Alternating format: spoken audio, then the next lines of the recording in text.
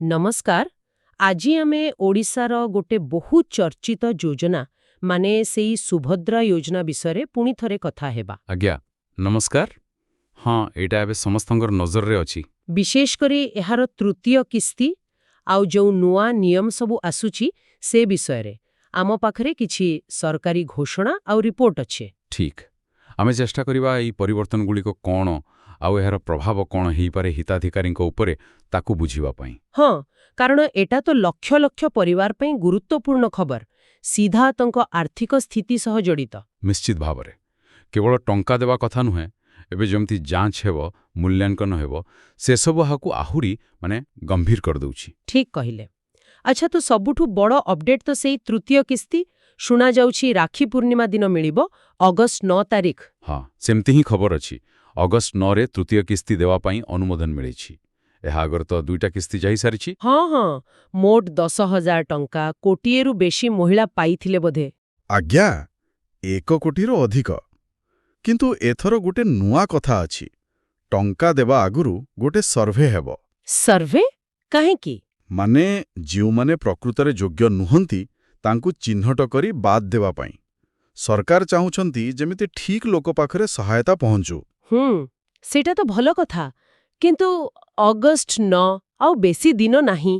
एत्ते शीघ्र एत्ते बड़ सर्वे केमिति हेबो? डेरी हेई जीवनी तो। सेईटा गोटे चैलेंज निश्चय। समय तो कम, देखा जाऊ केमिति करूछंती। आउ गोटे चिंता भी अछि, एमिति सर्वे भितरे केही प्रकृत योग्य लोक बाद पड़ी जिवेनी तो। सेथि पाई तो जांच प्रक्रियाटा बहुत सावधानतर सह करिबाकू पड़िबो। आशा करा जाउछि सेमिति हबो। आउ गोटे कथा, कौन?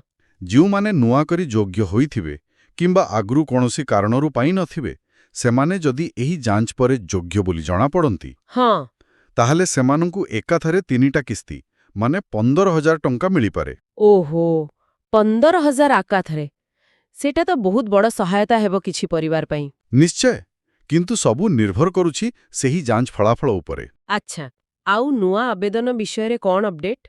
सुना जाउथिला 21 वर्षर अधिक बयसर महिला माने अप्लाई करि परिबे। हाँ, सेही बयस सीमा ही रहिछि 21 वर्ष। नुआ आवेदन पाई सुजोग अछि, किंतु गोटे समस्या कथा सुना जाउछि। की समस्या? सी जो सुभद्रा पोर्टाल अछि सेथरे किछि टेक्निकल प्रॉब्लम आसुछि बोली किछि रिपोर्ट कहुछि। अरे, एमिति गुरुत्वपूर्ण योजना पई पोर्टाल ठीक चलिबा दरकार, नहले तो लोके आवेदन करि परिबेनी। एकदम, से दिगरे ध्यान दबा जरूरी। आउ गुटे कथा भी शुणिली, भविष्यतरे कुआडे किस्तीरे न देई वर्षकु थरे 5,000 टंका देबे, एमिति किछि योजना अछि कि? हाँ, सेमती गोटे विचार चालिछि बोली सुना जाउछि। देखंतु एरा दीटा दिग।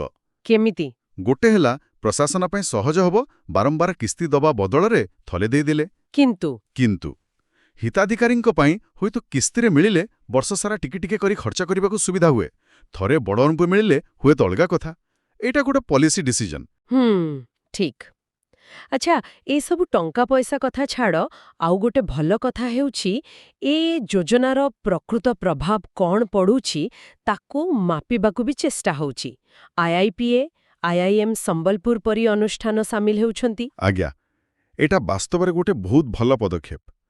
नुआ दिल्लीर आईआईपीए माने Indian institute of public administration, जहार सरकारी योजना मूल्यांकन रे अभिज्ञता अछि, सेमाने गोटे बड़ स्टडी करिवे। आउ से आईआईएम संबलपुर कथा? हाँ, आईआईएम संबलपुर सह मिसी सुभद्रा समीक्षा बोली गोटे प्रोग्राम हबो। सेथिरे कॉलेज छात्री माने फील्ड को जाई सर्वे करिवे। वाह, एटा भल लागिला सुनी। एथिरु जणा पडुछि सरकार खाली टंका बांटी देई चुप बसिबाकू चाहुनांती। प्रकृतरे कोन फरक पडुछि ताहा जानिबाकू चाहुचंती। एविडेंस बेस्ड पॉलिसी पाई एटा भल संकेत। ठीक। एहा सहित दक्षता विकास कथा भी जोड़ा होछि बोली सुनिली। सेटा कोन? टंका सांगकू दक्षता कोन पाई? देखंतु, एटा गोटे होलिस्टिक अप्रोच। खाली आर्थिक सहायता देले सबु बेले सशक्तिकरण हुएनी। हाँ, सेटा भी ठीक। जदि सेई टंकाकू लोके केमिति भलरे लगेइबे, केमिति निजर आय बढ़ेइबे, सेथि पई किछि स्किल शिखिबे, ताहेले जाई से सहायतार असल लाभ मिलिबो।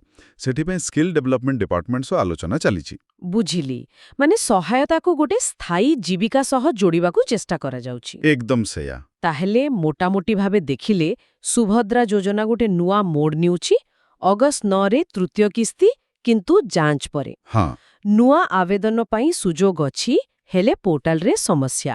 ଆଗକୁ ହୁଏତ ଥରେକେ ଟଙ୍କା ମିଳିପାରେ। ଆଉ ସବୁଠୁ ବଡ଼ କଥା, ପ୍ରଭାବକୁ ମାପିବା ଆଉ ଦକ୍ଷତା ବଢ଼େଇବା ଉପରେ ଜୋର ଦିଆଯାଉଛି। ସଠିକ୍ ସାରାଂଶ। ଏହା ଗୋଟେ ମଲ୍ଟିପ୍ରଙ୍ଗଡ ଆପ୍ରୋଚ୍। ଟଙ୍କା ଦେବା, ଆକାଉଣ୍ଟେବିଲିଟି ରଖିବା, ଇମ୍ପାକ୍ଟ ବୁଝିବା ଆଉ କ୍ୟାପାସିଟି ବିଲ୍ଡିଂ କରିବା। ଗୋଟେ ବିକାଶଶୀଳ ଯୋଜନାର ବିଚିତ୍ର ମିଳୁଛି। ଶେଷରେ ଗୋଟେ ପ୍ରଶ୍ନ ମନକୁ ଆସୁଛି। ଯେତେବେଳେ ଗୋଟେ ଜନକଲ୍ୟାଣ ଯୋଜନାରେ ଖାଲି ଟଙ୍କା ଦେବା ଛଡ଼ା ଏମିତି ପ୍ରଭାବ ମୂଲ୍ୟାଙ୍କନ, ଠିକ୍ ହିତାଧିକାରୀ ଚୟନ, ଦକ୍ଷତା ବିକାଶ ପରେ ଏତେ ଗୁରୁତ୍ୱ ଦିଆଯାଉଛି, ଏହା କ'ଣ ଓଡ଼ିଶା ବା ଆମ ଦେଶରେ ଆଗକୁ ଏମିତି ଯୋଜନାଗୁଡ଼ିକର ଭବିଷ୍ୟତକୁ କିଛି ନୂଆ ଦିଗ ଦେଇପାରେ? ସେମାନଙ୍କ ରୂପରେଖା ବଦଳାଇପାରେ? ଏ ବିଷୟରେ ଭାବିବା କଥା। ନିଶ୍ଚିତ ଭାବରେ ଏହା ଆଗାମୀ ଦିନରେ ଦେଖିବାର କଥା ଯେ ଏହି ମଡେଲ କେତେ ସଫଳ ହେଉଛି ଏବଂ ଅନ୍ୟମାନେ ଏଥିରୁ କ'ଣ ଶିଖୁଛନ୍ତି।